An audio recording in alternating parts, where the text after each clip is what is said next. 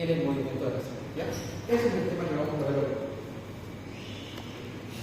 Como les digo, hemo, que viene de sangre, y dinámica, que viene de movimiento, ¿no? Entonces vamos a tener un concepto básico, que los trastornos hemodinámicos son alteraciones del movimiento de la sangre. Ahora, hay que entender un poco de bioquímica. El cuerpo humano está en un 60%, dependiendo, ¿no? Un 60% en mujeres y un 65% en varones, compuesto por agua, ¿ya? Pero esta agua también se va a dividir en un líquido intracelular y en un líquido extracelular. Eso también lo sabemos. Líquido intracelular y líquido extracelular. El líquido intracelular se va a subdividir en lo que es líquido 3/4, se va a dividir en lo que es el líquido intersticial, que quiere decir, ¿no? Lo que es el líquido intersticial que está entre medio de las células, ¿no? Que está en la célula y aquí sería el líquido intersticial. Y lo que falta, el 1/4 que falta del líquido intracelular va a ser intravascular, ¿ya? Y luego el 20% que resta sería lo que es líquido extracelular. Vamos a ver lo que es la sangre, la distribución de la sangre. En el primer tema vimos la sangre también, que va a tener lo que son nutrientes, va a tener oxígeno, va a tener proteínas, pero también va a tener células. Y vamos a dividir a la sangre en un componente sólido, ¿ya? Una porción sólida y una porción líquida. La porción sólida va a estar compuesto por lo que son células y plaquetas, mientras que la porción líquida va a estar compuesta por lo que son el plasma y también las hormonas, las proteínas que van a estar dentro. ¿Por qué puse células y plaquetas? ¿Por qué no puse solamente células? ¿Por qué las plaquetas no son consideradas células como tal? Derivan de una célula más grande. No sé si saben el nombre de la célula que deriva. Exacto, derivan del megacariocyto. Esta célula está ubicada a lo que es al nivel de la médula ósea. Y esta célula es grande, va a empezar a dividirse, va a empezar a soltar lo que son las plaquetas. Eso lo vamos a ver más adelante. Entonces tenemos que va a ser una porción líquida y una porción sólida. Esa es la sangre. Como les digo, va a estar compuesta de plasma por lo que es agua y proteínas. Ahora, vamos a hablar sobre hemostasia. Ese es un concepto nuevo. Vamos a ver conceptos nuevos desde ahora. Nosotros sabemos que en el primer tema vimos lo que es homeostasis. ¿Qué era homeostasis? Equilibrio casi constante de nuestro medio interno, ¿no ves? También tenemos lo que es hematosis. ¿Qué es hematosis? ¿Alguien sabe? Hematosis. El intercambio de los gases, ¿ya? Eso ocurre a nivel del pulmón, o sea, hematosis, el intercambio de dióxido de carbono por oxígeno, ¿no? Y también vamos a tener lo que es la hemostasia. ¿Pero qué es la hemostasia? La hemostasia va a ser simple, va a ser el proceso encargado para evitar lo que son las hemorragias. Ese es un proceso simple, proceso encargado para cortar las hemorragias. Pero un concepto mucho más amplio podría ser que es el proceso por el cual se forman los coágulos sanguíneos en la zona de lesión vascular, con la finalidad de prevenir o limitar hemorragias. Pero como les digo, un concepto más sencillo, previene hemorragias, la hemostasia, ¿ya? Pero para estudiar nosotros, como les digo, un concepto más fácil podría ser que prevención de sangre. Para nosotros estudiar la hemostasia, vamos a tener que ver 4 pasos. Uno de los pasos es vasoconstricción o espasmo vascular. El segundo paso va a ser formación del tapón plaquetario. El tercero va a ser formación del coágulo sanguíneo. Y el cuarto va a ser proliferación del tejido adiposo. Vamos a ver cada uno de estos 4 pasos. Pero la hemostasia está compuesta por estos 4 pasos principales.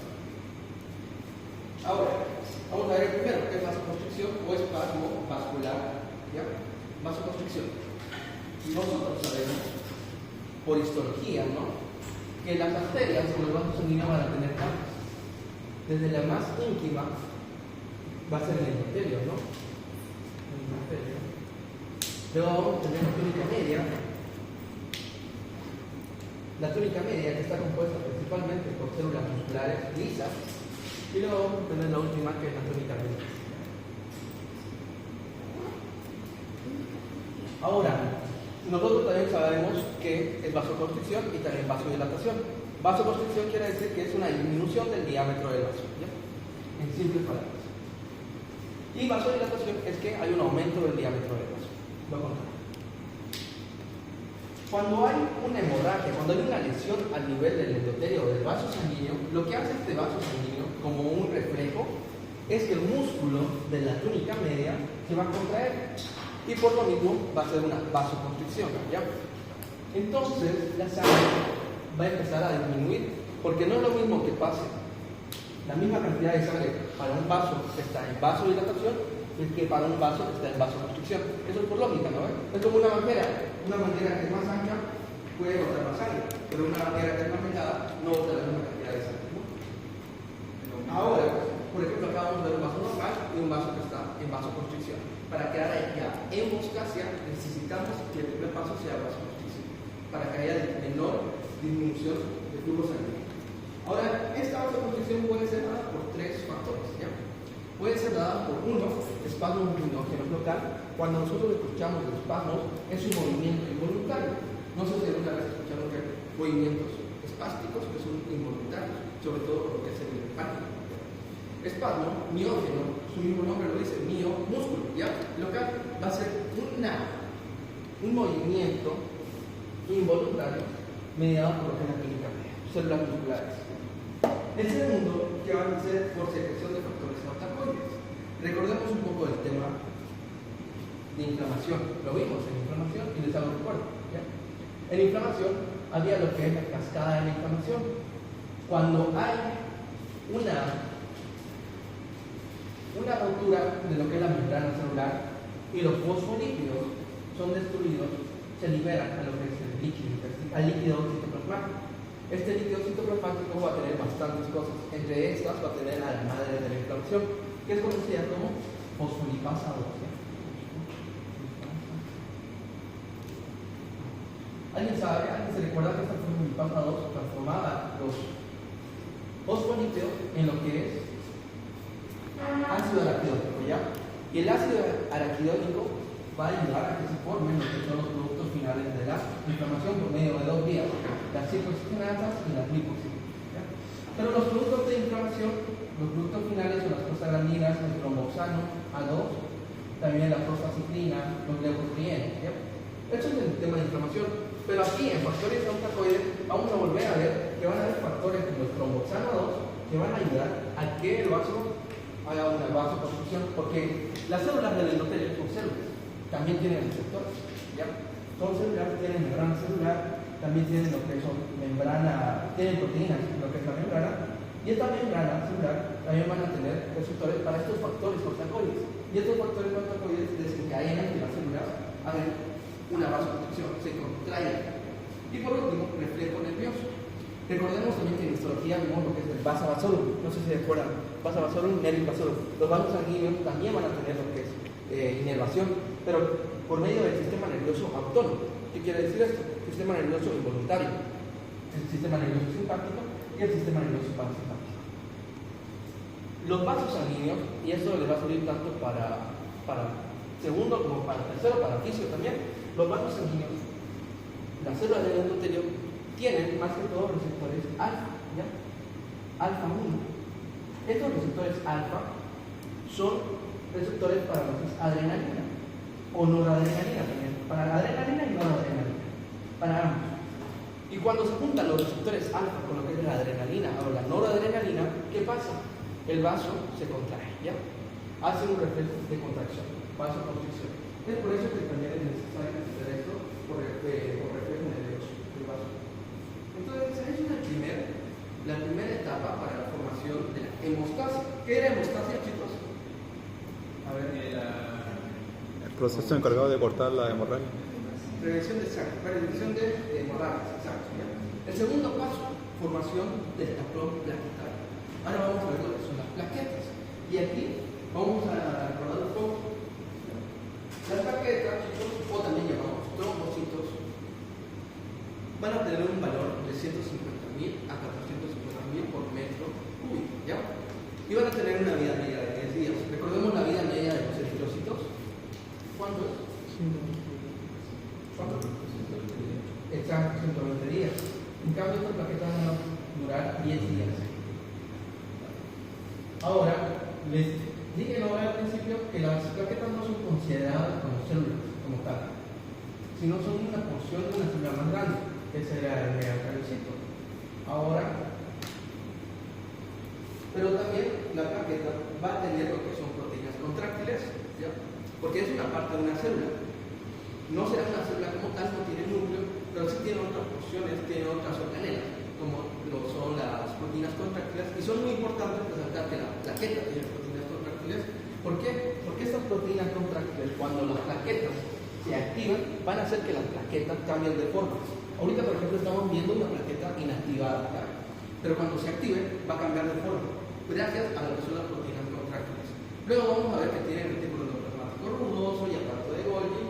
También vamos a ver que necesita mitocondrias para la energía, y también vamos a necesitar saber que tiene gránulos citoplasmáticos. Pero estos gránulos citoplasmáticos de las plaquetas van a contener algo muy importante, ¿ya? Sus gránulos citoplasmáticos de la plaqueta van a tener un producto llamado tromboxano A2, ¿ya? Tromboxano A2, así se llama, tromboxano A2. Este tromboxano A2 también les dije anteriormente en lo que es la vasoconstricción, que el tromboxano A2 también formaba parte de lo que son los factores rotatorios que ayudaban a que se produzca una vasoconstricción. El tromboxano A2 también va a ayudar a que se produzca la vasoconstricción, pero también va a ayudar a que las plaquetas lleguen más al sitio de lesión. Otra parte para la que es la hemostasia es la formación del tapón plaquetario, ¿ya? Ahora vamos a ver cómo es que se van a formar las plaquetas, cómo se va a formar el tapón plaquetario. Por ejemplo, acá arriba, en la primera imagen que pueden ver, es un vaso sanguíneo normal que va a tener su endotelio, que es un endotelio cisterplano, y ahí van las plaquetas de color y están circulando. El endotelio normal, un endotelio sano, tiene factores anticoagulantes que evitan que las plaquetas se vayan pegando al endotelio. Cuando es un endotelio sano, un vaso sanguíneo sano, tiene factores anticoagulantes, ¿ya?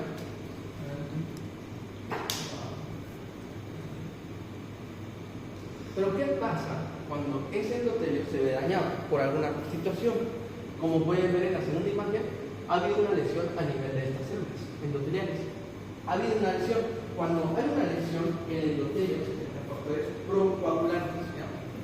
Como su mismo nombre dice, ayudan a la coagulación y ayudan esas sustancias que liberan el endotelio, ayudan a que las plaquetas se vayan pegando y que empiecen a sellar lo que es el vaso sanguíneo. Este es un endotelio normal y el de abajo, como les digo, es un endotelio dañado. Acá vamos a ver una célula endotelial. Recordemos un concepto básico de histología. No es considerado un tejido endotelial si es que no está sobre una membrana basal, ¿ya?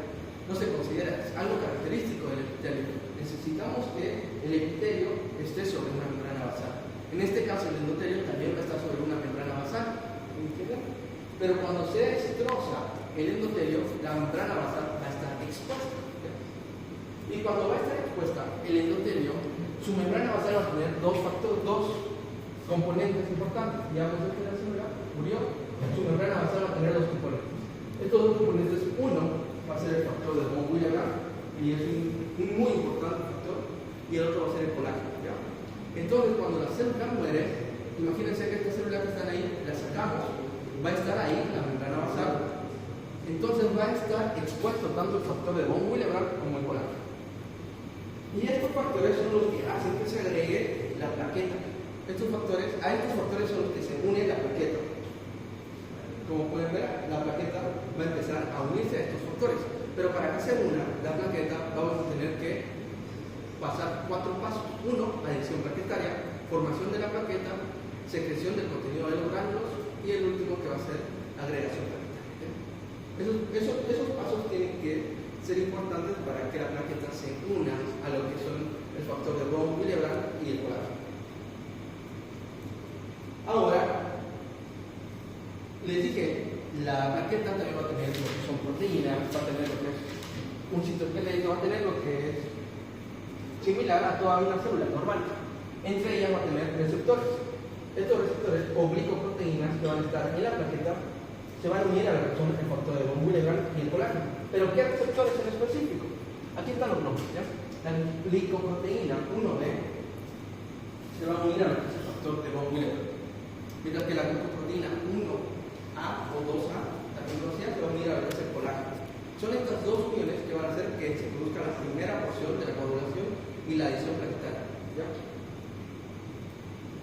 Cuando la plaqueta se une tanto al factor del von Willebrand como al colágeno, el factor del von Willebrand es esta estrellita negra que pueden ver ahí, y el colágeno va a ser esa nubecita, ¿ya? Se van a unir y la plaqueta va a cambiar de forma, como les digo, va a cambiar. Su forma inactiva es redonda, pero su forma activa, como lo menciona el Robbins, tiene una forma de erizo de mar, así lo menciona el Robbins, ¿ya? Pero a mí me parece más como un pulpo o algo así, ¿ya? Entonces cambia su forma, y ahí vamos a decir que la plaqueta cambió su forma y ya está activa. Entonces tenemos que la plaqueta se activó, cambió su forma y también cambiaron las glucoproteínas que estaban en la membrana de la plaqueta. Ya no van a ser glucoproteína 2A, 1A, 2A, sino van a ser glucoproteína 2B, 3A. Cambió su nombre. ¿Y por qué es necesario que cambie también su glucoproteína? Porque como cambió, también se va a unir a otro producto. ¿A qué producto se va a unir? Al fibrinógeno. Este fibrinógeno está en el plasma normalmente, les dije no. El plasma, la sangre tiene una porción líquida, una porción sólida. La porción líquida está compuesta por lo que es el plasma, pero el plasma también tiene proteínas, tiene hormonas, nutrientes, factores de crecimiento. Uno de estos va a ser el fibrinógeno. Este fibrinógeno va a estar sintetizado a nivel de lo que es el hígado. El hígado es la base donde se van a sintetizar la gran mayoría de proteínas. Cuando hay una falla en lo que es el hígado, va a haber toda una falla en lo que son las proteínas. No es la única proteína importante que se presenta, es para que lo entiendan. Ahora vamos a ver la secreción de los gránulos citoplasmáticos de la plaqueta. Cuando una plaqueta se une a lo que es un endotelio dañado, ya cambió de forma, ya no es su forma inactiva, también sus gránulos que tiene dentro van a ser secretados. Y estos gránulos les dije que tenían lo que es tromboxano A2.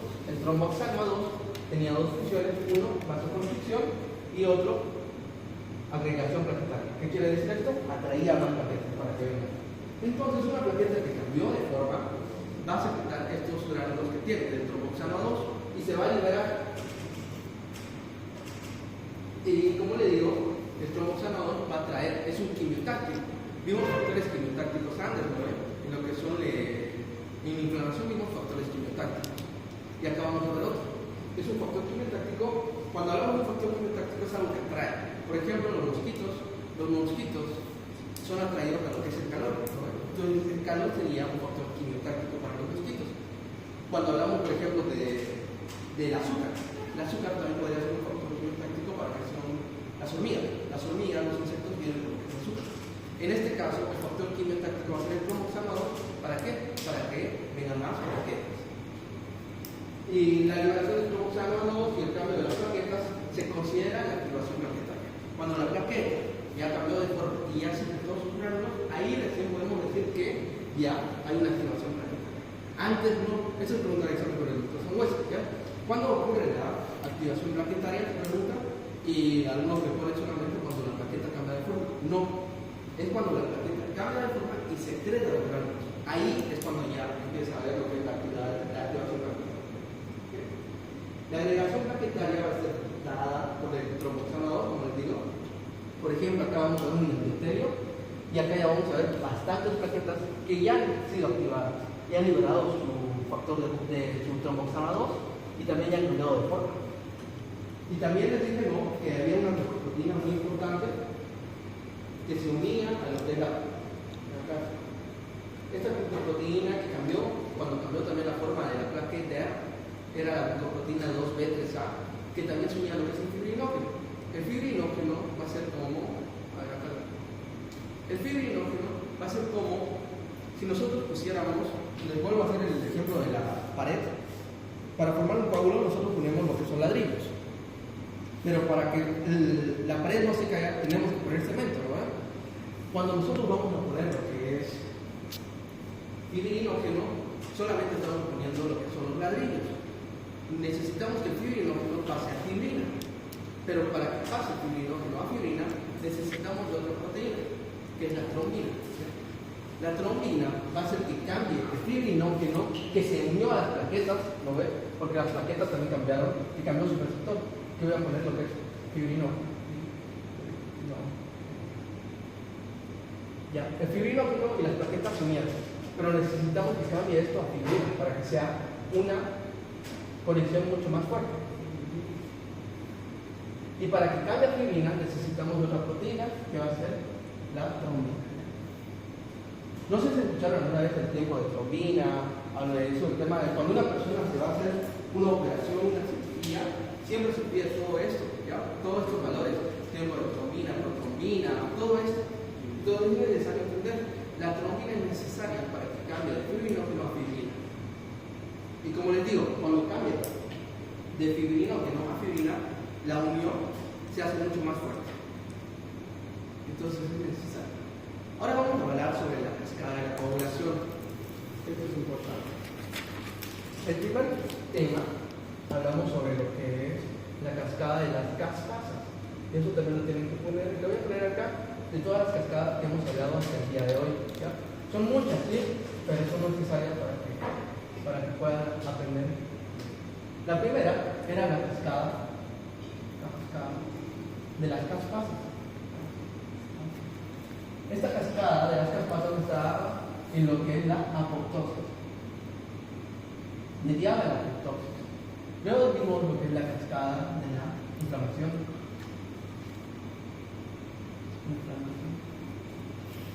Esto ocurre a nivel intracelular.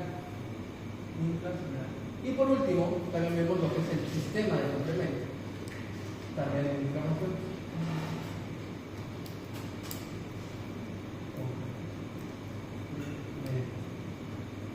Y ahora vamos a ver lo que es la cascada de la coagulación. ¿Sistema de qué? ¿Cuál? Sistema de complemento. Ahí. Complemento. El sistema de complemento. Todas estas cascadas están mediadas por proteínas. Todas son proteínas. ¿Ya? Acá se dan cuenta lo importante que son estas proteínas. La cascada de la coagulación es un proceso integrado de una serie de proteínas, para la redundancia, plasmáticas, con nombres numéricos romanos. A los de la cascada de la coagulación se los va a conocer con números romanos. ¿Qué quiere decir esto? Que va a haber un número de 13 factores de la coagulación. Desde el 1, 2, 3, 4, 5, 6, 7, 8. Para la redundancia, el 13, ¿no? Pero hay un factor que no existe en la cascada de la coagulación, es el factor 6. ¿Ya? El factor 6 no existe. No sé por qué, todavía no lo vi, seguramente lo voy a ver. También va a tener lo que es una vía intrínseca como una vía extrínseca, la cascada de la coagulación. En la apoptosis también vimos lo que es una vía intrínseca como también una vía extrínseca, ¿no? En la vía intrínseca va a ser activada por una lesión superficial que se limita al endotelio, haciendo visibles los factores de von Willebrand y el colágeno de la membrana basal. ¿Qué quiere decir esto? Que cuando hay una lesión en las células endoteliales, ahí es donde se va a empezar a afectar o desencadenar lo que es la vía intrínseca de la cascada. Y mientras que la vía extrínseca, iniciada por una lesión mucho más profunda, que puede afectar la túnica media, túnica adventicia, o sea que esta lesión ya va a afectar todo el vaso. Puede ser una estructura de todo un vaso sanguíneo cuando se activa la vía extrínseca. Mientras cuando hay la vía intrínseca, solamente se va afectado el endotelio, tal vez hasta la membrana basal. Esto es importante para que ustedes lo recuerden y tengan en cuenta. Les dije que los factores de la coagulación van a estar nombrados en números romanos desde el 1 hasta el 13, pero no había uno que era el factor número 6. Pero van a haber factores de la coagulación dependientes de vitamina K.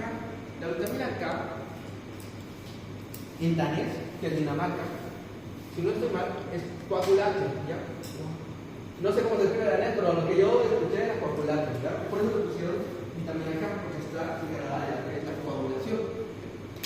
Entonces, los factores dependiendo de la vitamina K son 4, y esto se lo tienen que aprender. Esto es muy importante, ¿por qué?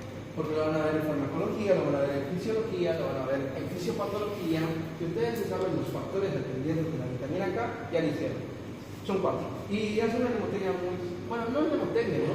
Pero es el factor 2, el factor 7, el factor 9 y el factor 10. Ese 12. Son estos factores, son los 4 factores. ¿Qué? Digo 7. No, el factor 2, 7, 9 y 10. No, 2, 12, 7, 2, 12, 9 10, 9. Ah, 2. Perdón, me equivoqué. Estaba diciendo la vía intrínseca de la coagulación. Es 2, 12, 9 y 10. ¿Ya? Son los factores de la coagulación dependientes. Entonces, estos factores son importantes porque solamente se sintetizan a base de lo que es la vitamina K. Ahora, voy a emparentar estos factores de la coagulación, que son estos 4, por 2 o más razones. Una, porque no hay ingesta de vitamina K. La persona no está consumiendo lo suficiente. ¿Ya? La vitamina K está en el medio, regular, vitaminas. ¿Ya? Pero también puede ser porque la persona tiene una insuficiencia hepática.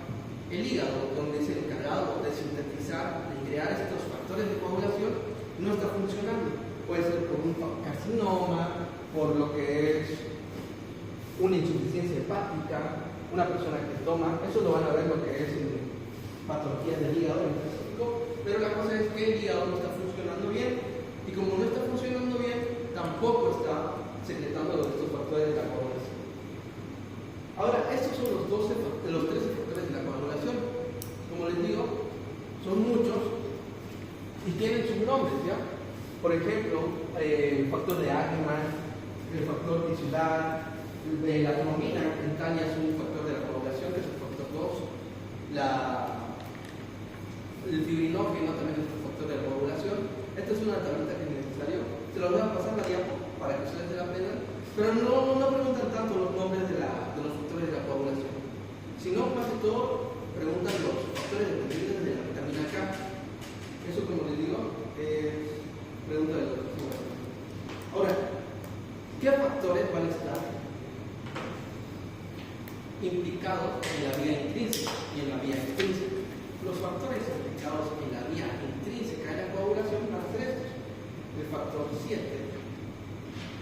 vía intrínseca, el factor 12, el factor 9, el factor 8 y el factor 11. 12, 11, 9. Exacto. 10, 11, 9 y 8. ¿Ya? Sí. Es el 12, el factor 11, el factor 9 y el factor 8. ¿Ya? Son esos factores los que van a estar desencadenando lo que es la vía intrínseca. Mientras que la vía extrínseca va a estar desencadenada por 2 factores: el factor 3 y el factor 7. Las dos vías van a unirse en una vía que va a ser la vía común y van a activar a lo que es el factor 10 de la coagulación. Las dos vías. Ahora, ¿cómo podemos recordar más fácil nosotros las vías intrínsecas? Nosotros sumamos 3 más 7, ¿cuánto es? 10, ¿verdad? Y acá vamos a sumar lo que es desde el 12 hasta el 8, pero no vamos a sumar el 10. Entonces vamos a tener 12, 11, 9, 8, ¿lo ven?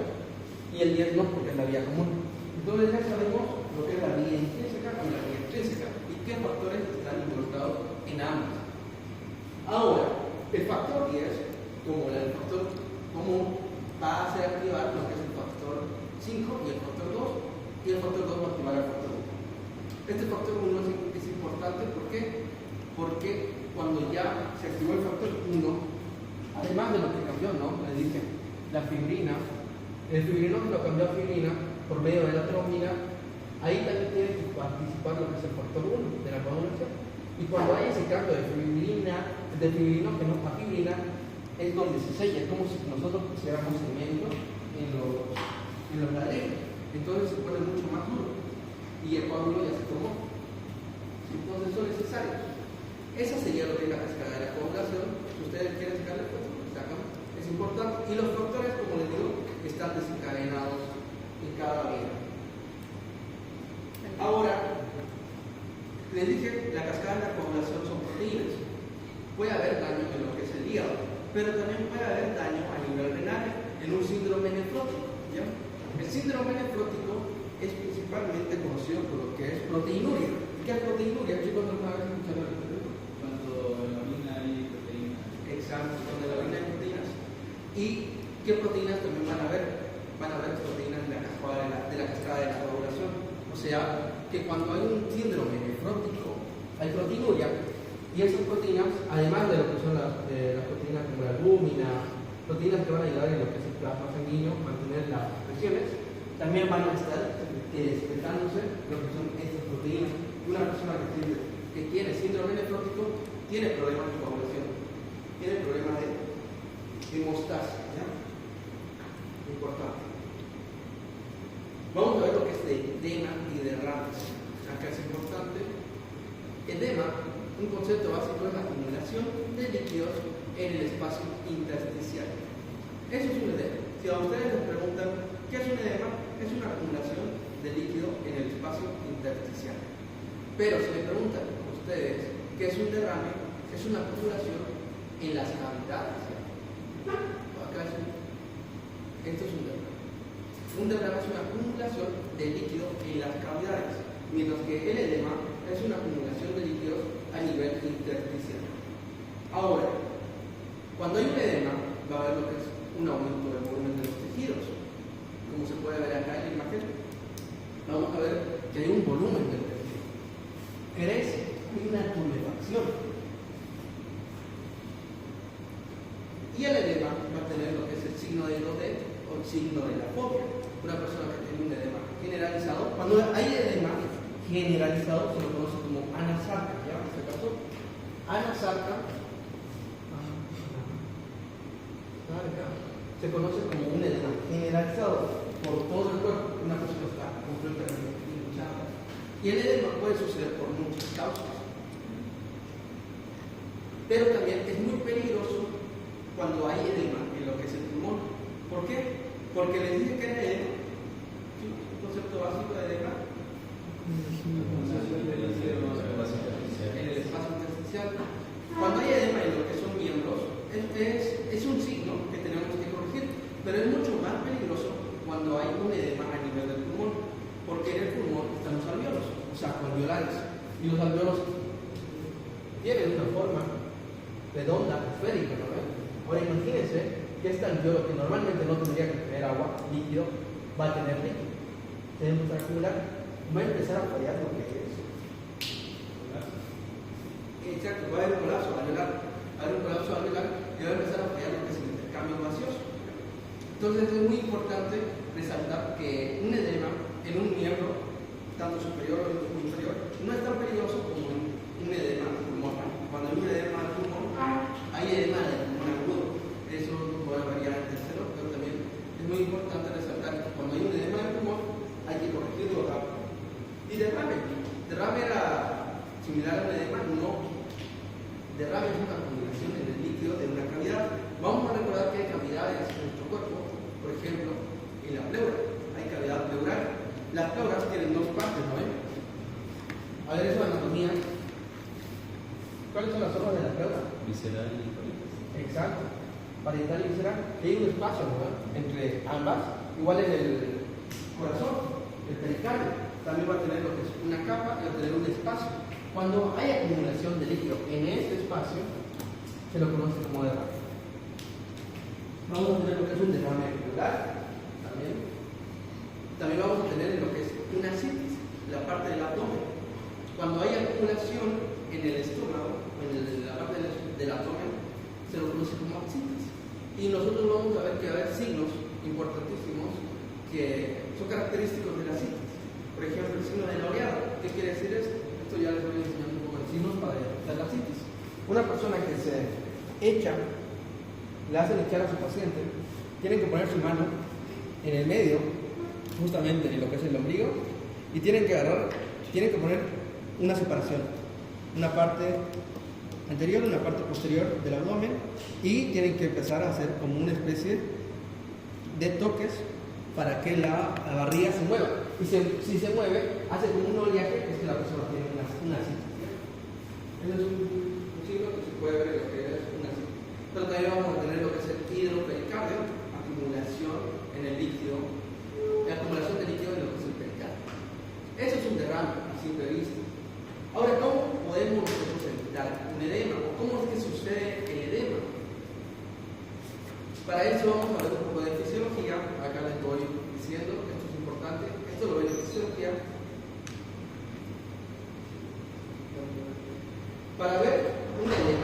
tenemos que conocer todas estas presiones y son importantes. Vamos a ver primero la presión hidrostática. No sé si la escucharon. ¿Alguna vez escucharon de la presión hidrostática? ¿O no? Bueno, vamos a ver. La presión hidrostática está dada por lo que es el ventrículo izquierdo. Del ventrículo izquierdo, ¿qué sale, chicos? Del ventrículo izquierdo, por lo que es el callado aórtico, sale la sangre, ¿no es? Aquí voy a dibujar el corazón y el ventrículo izquierdo. El ventrículo izquierdo lanza la sangre, así es, simplemente el medio lanza, a una presión de 120-80, que sería la presión arterial normal. La presión arterial es 120-80. Esta presión que lanza es necesario para que toda la sangre que va del ventrículo izquierdo vaya a todo nuestro organismo hasta la punta de nuestros pies y vuelva a lo que es el ventrículo, la aurícula derecha, ¿no? Por lo que son las venas cavas, superior e inferior. Entonces es necesario que el ventrículo izquierdo haga una fuerza muy potente para que la sangre salga inyectada. ¿Cómo sale la sangre a esta presión que tiene que resistir lo que es la aorta? Se lo conoce como presión hidrostática. Acá le digo un vaso que sería la aorta. La presión hidrostática, ¿qué hace? Tiende a sacar la sangre del vaso sanguíneo. Quiere sacar la sangre del vaso sanguíneo. A esta presión se la conoce como presión hidrostática. Pero hay otra presión que evita que la sangre salga del vaso sanguíneo. A esta presión se la conoce como presión oncótica o coroidosmótica. Esta presión, que es la presión oncótica o coroidosmótica, evita que la presión hidrostática saque la sangre al intersticio. Y es dada por lo que es una proteína. ¿Por qué proteína? Por la albúmina. La albúmina tiene unas concentraciones normales de 3.5 gramos sobre decilitro en sangre, normales. Entonces, esta proteína lo que hace es que evita que la sangre salga del vaso sanguíneo. Y estas dos fuerzas están en contra. Por ejemplo, es un decir, no les estoy dando un dato exacto. Imaginemos que la presión hidrostática va a ser 20 y la presión coloidosmótica va a ser 18. Nosotros tenemos que restar y vamos a restar 20 menos 18, va a salir 2, ¿lo ven? Este 2% de líquido que sale, la presión hidrostática es fuerte, pero saca un pequeño porcentaje de lo que es el líquido. Este pequeño porcentaje, que sería 2, va a ser devuelto a la sangre por lo que es el drenaje linfático. El drenaje linfático, los vasos linfáticos meten este 2% que sobró otra vez a lo que es la circulación. Lo vuelven a llevar a lo que es el vaso sanguíneo. Y por eso es que las personas ahorita no estamos edematizadas, no estamos hinchados, porque nuestra sangre se mantiene en el vaso sanguíneo. Si es que hubiera una variación en lo que son la presión hidrostática y la presión coloidosmótica, ya se produciría un edema. Por ejemplo, ¿cómo podemos ver? La presión hidrostática les dije que estaba dada por lo que es el corazón, ¿no? El ventrículo izquierdo. Si nosotros tenemos lo que es una insuficiencia cardíaca, el corazón no funciona. Insuficiencia, ¿qué quiere decir esto? Es insuficiente, no está cumpliendo su función. El corazón no está expulsando la misma cantidad de sangre, ni con la misma fuerza. La presión arterial va a bajar, ya no va a ser 120-80. La persona está disminuyendo lo que es su presión hidrostática. Normalmente tendría que ser 20, pero ya no va a ser 20, va a ser 18, imagínense, ¿ya? Y la presión coloidosmótica también se mantiene, 18. Todavía está con una persona, tiene una insuficiencia cardíaca, pero todavía no hay presentaciones clínicas. Si la persona sigue empeorando, su insuficiencia cardíaca continúa, porque la insuficiencia cardíaca continúa hasta el paso o hasta el momento de causar lo que es un paro cardíaco, que es diferente. Un paro cardíaco es cuando el corazón completamente se detiene. Mientras una insuficiencia cardíaca, no. Eso lo vamos a ver en el próximo tema, que es patología del corazón. Es muy interesante. Pero imaginemos que la persona continúa con su insuficiencia cardíaca, su presión también baja, la contracción va a bajar, ya no va a ser 18 la presión hidrostática, va a ser 16. Entonces ya va a haber una variación y se va a empezar a producir lo que es un edema, porque las presiones ya no están iguales, las presiones están variando. Igual es lo que es la albúmina. La albúmina tenía 3.5 gramos sobre decilitro y estaba sintetizada en el hígado. Pero ¿qué pasa si el hígado empieza a fallar? O hay un problema a nivel del riñón en el tema del síndrome nefrótico. Se están excretando más proteínas Ya no va a ser 3.5, va a ser 2.5 gramos sobre decilitro. También la presión colorosmótica va a bajar, ya no va a ser, digamos, 18, va a bajar a 16, va a bajar a 14 y va a producirse también un edema. Cualquier variación de estas presiones produce un edema. Ahora, el drenaje linfático llevaba lo que es el 2%, ¿no? Les dije, teóricamente, ¿no? Llevaba 2% el drenaje linfático al vaso. Pero hay enfermedades como la filariasis, no sé si alguna vez escucharon de la filariasis. Elefantiasis es lo que produce la filariasis. Es un parásito. Este parásito tiende a ocurrir los vasos linfáticos. Entonces se mete al vaso linfático y lo fluye. No va a haber retorno de ese 2%. Ahora la permeabilidad del vaso. Recordemos que en la inflamación vimos que para que haya inflamación tiene que haber vasodilatación, lo contrario. Pero también va a haber aumento de la permeabilidad, va a haber espacios interendoteliales y como hay aumento de la permeabilidad, también va a poder pasar más rápido la sangre al intersticio. Cualquier variación de estas cuatro va a producir lo que es un edema, ahora te lo estoy explicando. ¿Ya? Aquí un concepto básico de la presión hidrostática. Saca el líquido desde el capilar al intersticio. La presión coloidosmótica o oncótica también tracciona el líquido desde el intersticio capilar. El drenaje linfático drena el líquido sobrante del intersticio y bueno, evita la fuga del líquido por su permeabilidad, lo que es la pared capilar. Como les estaba diciendo, un aumento de la presión hidrostática puede hacer que se salga el líquido, porque hay un aumento de la presión hidrostática. Una disminución de la presión oncótica, una disminución de la lúmina va a hacer que también disminuya la presión oncótica y el líquido también salga, tiende a salir. Acá, por ejemplo, vamos a ver una persona que tiene obstrucción de vasos linfáticos, en lo que es la filariasis. Les dije que es una parasitosis.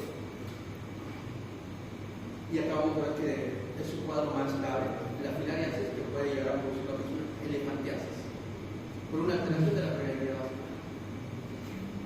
Vamos a hablar de otros conceptos. Ya hablamos de lo que es edema, hablamos de lo que es derrame, vimos lo que es coagulación. Ahora vamos a ver lo que es una hiperemia y una congestión.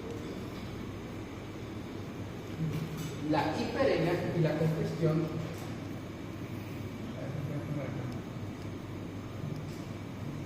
si tienen preguntas, me la hacen, chicos, para que podamos entender.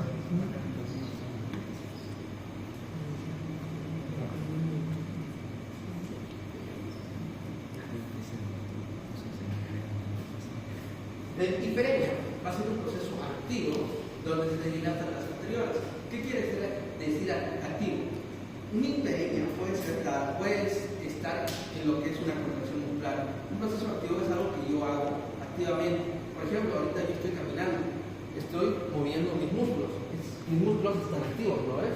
Por ejemplo, una persona que va a trotar, pero va a trotar 5 kilómetros, va a hacer que haya una hiperemia, porque hay un proceso activo en lo que son sus músculos, por lo que fluye más sangre a lo que es el músculo. Y al otro, cuando hay una hiperemia, se produce lo que es un eritema. Pongámoslo así. Vamos a poner acá un órgano. Este órgano va a ser lo que es el hígado.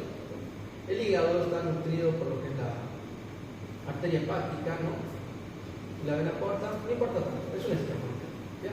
Entonces, vamos a imaginar que acá vamos a tener 5 eritrocitos. No son 5, ¿no? Pero son más los que entran a la circulación del hígado.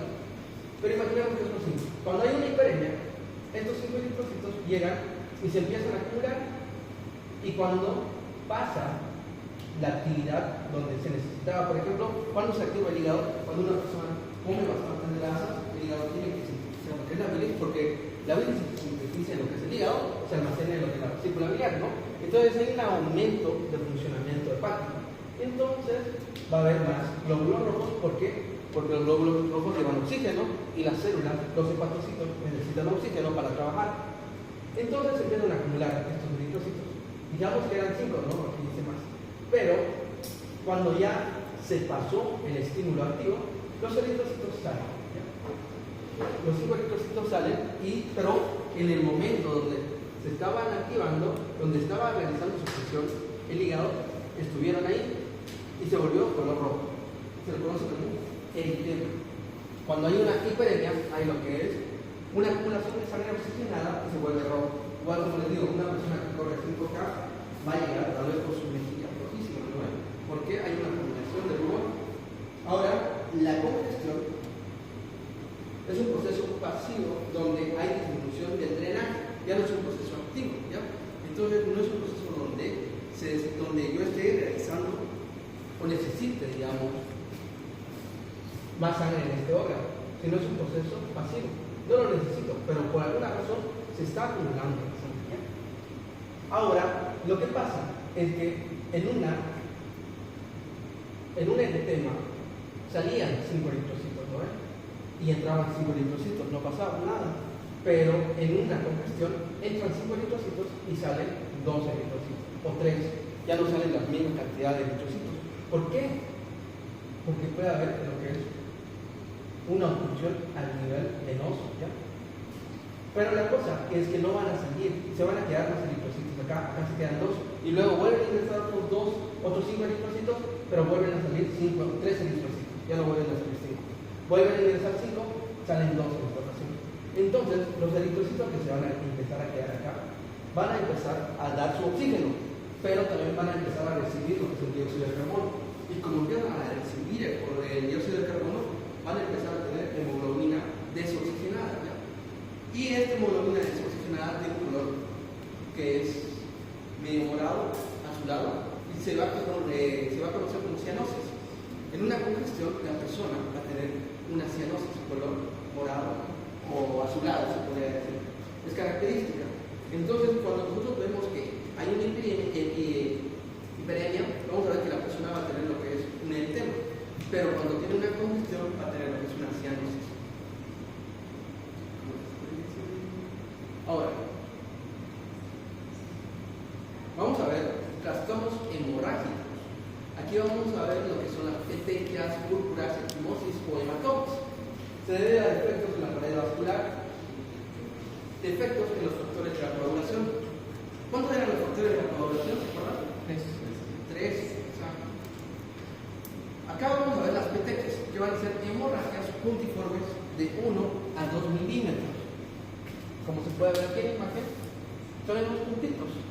Y acá las petequias son muy conocidas acá en esta cruz por un signo y por una enfermedad que se tenga, ¿ya? Cuando una persona tiene dengue, se le hace la prueba del torniquete. ¿En qué consiste esta prueba del torniquete? Su mismo nombre lo dice. Se consiste en que la persona que se sospecha que tiene dengue, se le pone un torniquete y se le corta la circulación por unos segundos. Si la persona tiene dengue, lo que va a hacer es que va a empezar a desarrollar lo que son petequias, ¿ya? Esos puntitos rojos a nivel de todo lo del antebrazo. Estas petequias ocurren en el dengue, como les digo, pero no solamente en el dengue, también van a ocurrir en otras enfermedades. Pero es un trastorno hemorrágico y son de 1 a 2 milímetros. Las púrpuras son hemorragias más grandes que son de 3 a 9 milímetros, como se puede ver en la imagen. Las equimosis son mucho más grandes, que son de 1 a 2 centímetros, y los hematomas, o también conocidos como moretones, estos son los más grandes y son hemorragias técnicamente subcutáneas que van a ser mayor a 2 centímetros. Esos son los trastornos hemorrágicos más comunes. Trombosis. Dijimos y hablamos del coágulo. Los coágulos estaban formados por lo que son el tapón plaquetario. Un coágulo está formado por el tapón plaquetario. Ustedes ya saben, las plaquetas tienen una forma activa y una forma inactiva, ¿no? Pero también las plaquetas necesitan de otras proteínas, como la cascada de la coagulación, los factores de la coagulación. Todo eso va a formar un coágulo. Y está bien, cuando una persona tiene una hemorragia es necesario que se forme un coágulo. Pero cuando hay un exceso de este coágulo que empieza a crecer, por alguna razón empieza a crecer y a ser más grande, se lo conoce ya como una trombosis, ¿ya? Un trombo. Y un trombo va a ser producido por una triada. ¿Se acuerdan de la tetrada de Celso? ¿Alguien? Esa es la inflamación, tetrada de Celso o pentada de Celso, actualmente. Rubor, calor, dolor. ¿Se acuerdan? Ya, entonces, esto es algo que también tienen que añadir. Esta es la triada para que se forme lo que es la trombosis. Va a ser la triada de Virchow, ¿ya? Virchow. Pregunta para el doctor Samuel. Triada de Virchow. Esta triada de Virchow es necesaria para lo que es la formación de trombos para una trombosis. Y como dice su nada. Entonces va a tener tres componentes. El primero, una lesión endotelial. Para que haya una trombosis necesitamos, como les digo, la trombosis no es nada más que un coágulo, y el coágulo vimos que es necesario también que haya una lesión endotelial, pero un coágulo que se empezó a crecer más, y se forma un trombo. Entonces vamos a tener, uno, la lesión endotelial. Dos, hipercoagulabilidad. Hipercoagulabilidad, ¿qué quiere decir esto? Que va a haber un sobreestímulo de la coagulación. Hay un sobreestímulo, hipercoagulabilidad. Y el último, que es éstasis o flujo turbulento. ¿Ya? Cuando nosotros escuchamos éstasis o flujo turbulento, es que la sangre normalmente tiene un flujo homogéneo. Pero cuando hay lo que es una formación de trombo, este flujo puede ir más lento o también puede ir turbulento. Puede hacer este movimiento que estoy haciendo. Estos movimientos puede hacer, y eso se lo conoce como éstasis o flujo sanguíneo turbulento. Entonces, esta es la tríada de Virchow. Si ustedes se lo aprenden, va a ser mucho más fácil desde ahora para que puedan ir adelante. ¿Qué es un trombo? Como les digo, es una formación de un coágulo en algún vaso sanguíneo y que permanece adornado a su pared. Y a esto se llama trombo. ¿Ya? Por ejemplo, esto es una placa histopatológica, donde vamos a ver lo que es un trombo. Un trombo va a ser diferente que un coágulo, pero ¿por qué? A nivel histológico van a tener lo que se conoce como las líneas de Sanz. Líneas de Sanz. ¿Ya? Líneas de Sanz. Estas líneas de Sanz son lo que pueden ver. Son como unas líneas, ¿no? Diferentes, de diferente color. Este color medio rojizo, rosado, que ven, son eritrocitos, ¿ya? Son plaquetas, son eritrocitos. Y las líneas más claras son lo que son fibras. ¿Ya? Son vainas de fibrina. Y la fibrina antes era fibrinógeno, pero se convirtió en fibrina por lo que es la trombina, ¿no ven? Y estas líneas son conocidas, son características, y se las conocen como líneas de Sanz, ¿ya? Son características de los trombos. Yo recuerdo que este año entró una pregunta, no, el anterior año, entró una pregunta de esto: ¿cuál es la diferencia entre un trombo y un coágulo? Porque, como les digo, antes de que sea trombo, era un coágulo. Pero, ¿qué pasó? Que este coágulo empezó a crecer, con el tiempo se siguió manteniendo y se formó lo que es un trombo. Pero cuando hace esa diferencia, se forman estas líneas de Sanz. Y por eso, los dos puntos que yo recuerdo, ¿cuál es la diferencia entre un trombo y lo que es un coágulo? Son esas líneas de Sanz. ¿Ya? Ayuda a distinguir un trombo de un coágulo. Pero vamos a tener diferentes tipos de trombos. ¿Ya? Va a haber trombo mural, trombo arterial. El trombo mural va a estar en las cavidades cardíacas mayormente. Puede ubicarse en el trombo a lo que es el nivel del ventrículo izquierdo, también de las aurículas. Puede haber casos de trombosis intracardíacas, pero también va a haber lo que es trombosis arterial. Ahí vamos a ver lo que son trombosis en las arterias coronarias, que van a estar irrigando lo que es el corazón, pero también van a ver lo que son en las arterias cerebrales, también las femorales. Y las trombosis venosas o fleotrombosis se forman en la circulación sanguínea y presentan más glóbulos rojos, se denominan trombos rojos. Ahora esto, vamos a ver las 4 evoluciones que tiene un trombo. Resolución, la primera evolución que tiene un trombo. Cuando un trombo tiene una resolución, se le considera que es la mejor evolución de un trombo. ¿Por qué? Cuando hay resolución, quiere decir que el trombo se va a despegar del vaso sanguíneo. Este es el vaso sanguíneo, el endotelio, se ve claro, ¿no? Entonces el trombo, que sería esta parte del medio, se despegó, se salió del vaso sanguíneo y se va a empezar a degradar. Se empieza a degradar y es la resolución, es la mejor evolución que tiene un trombo.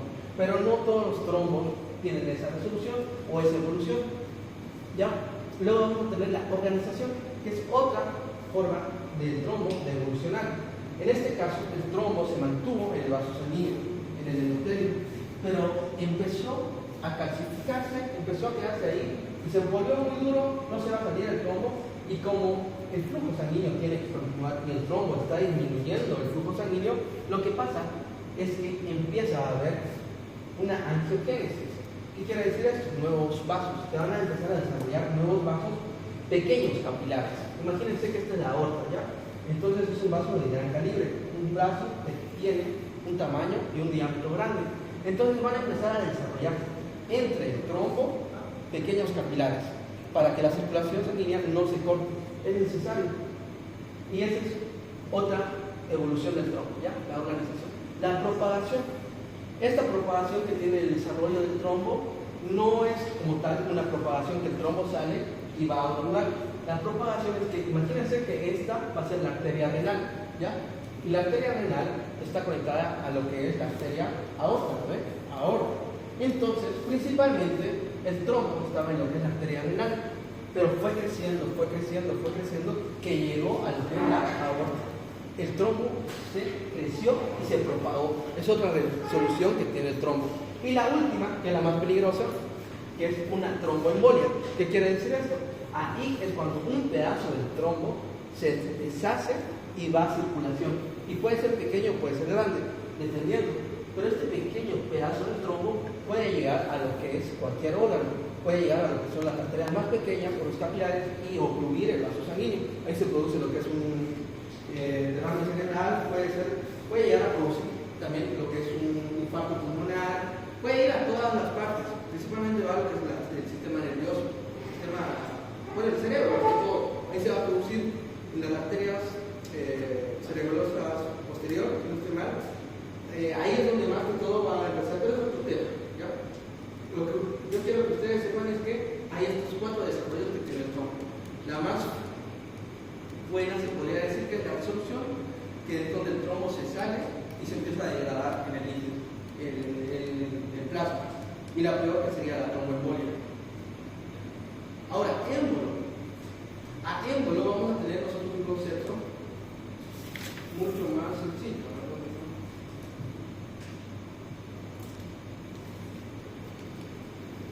Émbolo va a ser cualquier sustancia capaz de obstruir un vaso sanguíneo. Como les digo, cualquier sustancia líquida o gaseosa.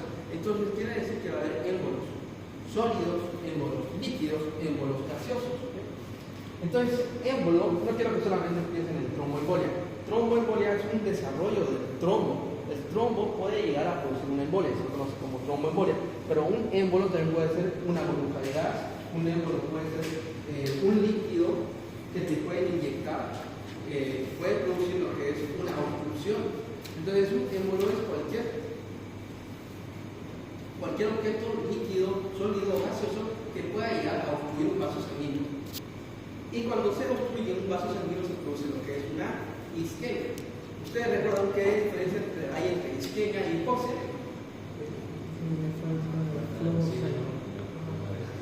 Exacto, falta de oxígeno y la otra falta de flujo sanguíneo, ¿no? ¿Cuál es peor? La isquemia. Como les digo, un émbolo puede ser un fragmento de un trombo. Un fragmento de un trombo se lo conoce como tromboembolia. Pero también puede ser por la formación de tejido nuevo. En una embarazada se puede producir un émbolo de líquido amniótico. También se puede llegar a producir un émbolo graso o un émbolo de grasa por una fragmentación de aterosclerosis. Una ateroma es una placa de grasa. Una placa de grasa que está ubicada en los vasos sanguíneos. Eso lo vemos en patologías de vasos. ¿Ya?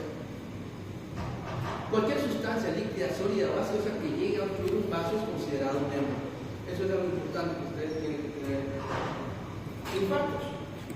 Un infarto es una zona de necrosis, una necrosis coagulativa. Vimos que el tipo de necrosis, ¿lo ven? Necrosis coagulativa, lipoafectiva, necrosis grasa, gaseosa, hay altos tipos de necrosis. Pero una necrosis coagulativa también es característica de los infartos. ¿Alguien se acuerda qué órgano es característico de una necrosis lipoafectiva?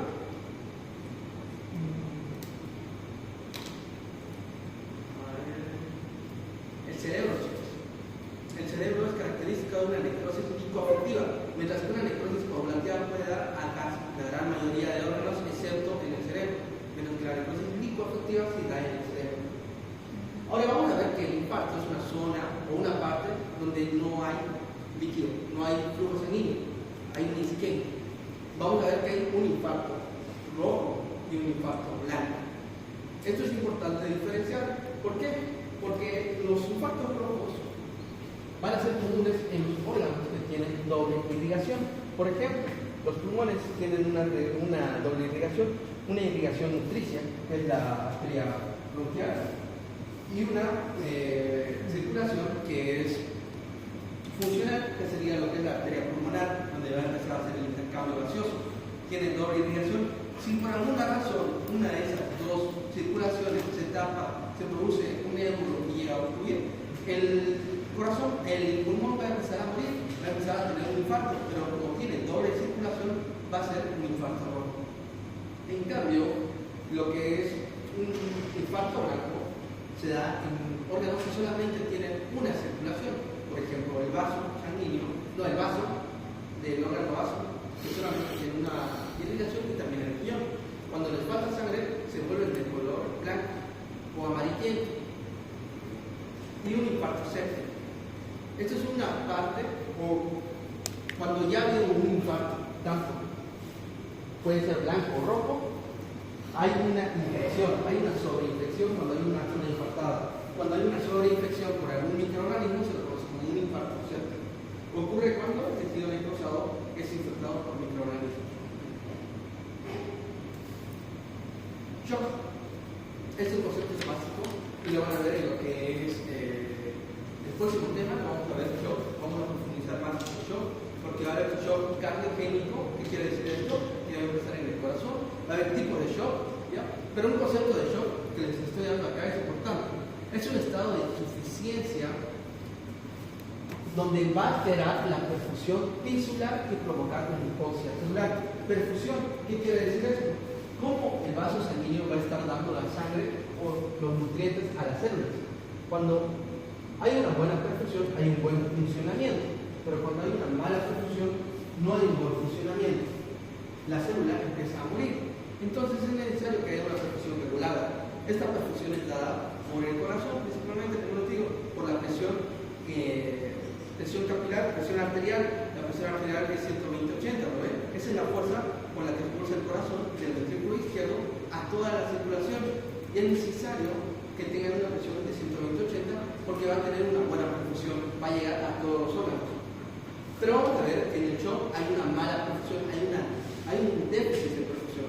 Los órganos no están teniendo la suficiente sangre que tendrían que tener. Entonces, ¿qué va a pasar? Vamos a ver que el shock va a tener tres fases. Fase 1 no progresiva o inicial. Fase 2 progresiva. Y la fase 3 es la irreversible.